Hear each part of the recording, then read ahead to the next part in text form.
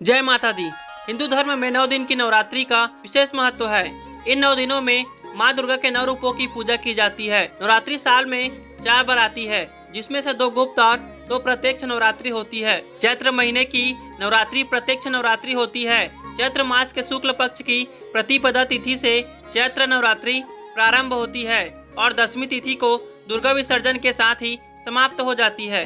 चलिए आपको बताते हैं साल 2024 में चैत्र नवरात्रि कब है और कलश स्थापना का शुभ मुहूर्त क्या रहेगा और अष्टमी नवमी तिथि कब रहेगी। इस बार साल 2024 में 9 अप्रैल से चैत्र नवरात्रि प्रारंभ होगी, जो कि 17 अप्रैल बुधवार को समाप्त हो जाएगी। नवरात्रि में मंगलवार और शनिवार के दिन मां का आगमन घोड़े पर होता है, जिसे अशुभ माना जाता है। बहुत ज्यादा शुभ नहीं मानते। ऐसे में इस बार मां दुर्गा घोड़े पर सवार होकर धरती पर पधारेंगी। कलश स्थापना की तिथि और शुभ मुहूर्त 9 अप्रैल को प्रतिपदा तिथि के दिन, जो कि सुबह 6:02 से 10:16 तक रहेगा।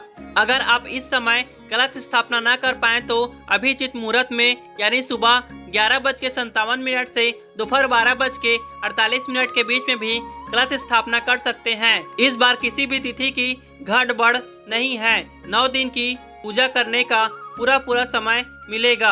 अष्टमी तिथि रहेगी 16 अप्रैल मंगलवार को, नवमी तिथि रहेगी 17 अप्रैल बुधवार को और 10वीं तिथि 18 अप्रैल गुरुवार को होगी। 10वीं तिथि को नवरात्रि व्रत पारण और दुर्गा विसर्जन किया जाएगा। इसी के साथ नवरात्रि व्रत का समापन हो जाएगा। नवरात्रि का यह 9 दिन बहुत ही पवित्र माने जाते हैं। इन 9 दिनों में भक्त अपनी अपनी सामर्थ्य के अनुसार माता रानी की पूजा करते हैं। इन 9 दिनों में नाखून, बाल आदि काटने के लिए मना किया जाता है। व्रतधारी को पूजा करते समय काले रंग के वस्त्र नहीं पहनना चाहिए। विधि विधान से सुबह और शाम की पूजा करनी चाहिए। वैसे तो कलश स्थापना करना बहुत ही शुभ माना जाता है। अगर आप किसी कारण से कलश स्थापना नहीं कर पाते हैं तो बिना कलश स्थापना के भी नवरात्रि के 9 दिन की पूजा या 9 दिन के उपवास रख सकते हैं। इन 9 दिनों में अखंड ज्योति भी जलाई जाती है, जो कि 9 दिन और 9 रात तक लगातार जलती रहती है।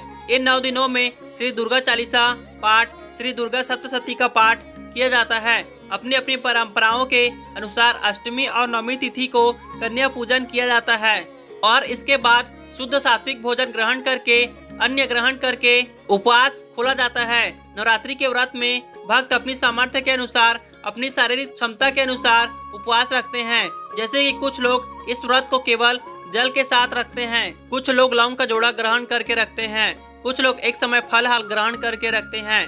फलहार में सिंधा नमक से बना हुआ फल जैसे आलू, लौकी, कुटू या समा के चावल आदि ग्रहण किया जा सकते हैं। मौसमी फलों का और भरपूर मात्रा में दूध और जल का सेवन इस दौरान किया जाता है। लेकिन जो लोग व्रत भी रखना चाहते हो लेकिन बिना अन्न के नहीं रह सकते, वह इस व्रत में एक समय शुद्ध सात्विक भोजन, जो कि सिंधा नमक से बना हुआ हो, लहसुन प्याज से रहित ना हो, भोजन भी शाम के समय कर सकते हैं। कलश विसर्जन या दुर्गा विसर्जन नवमी तिथि के बाद ही करना चाहिए।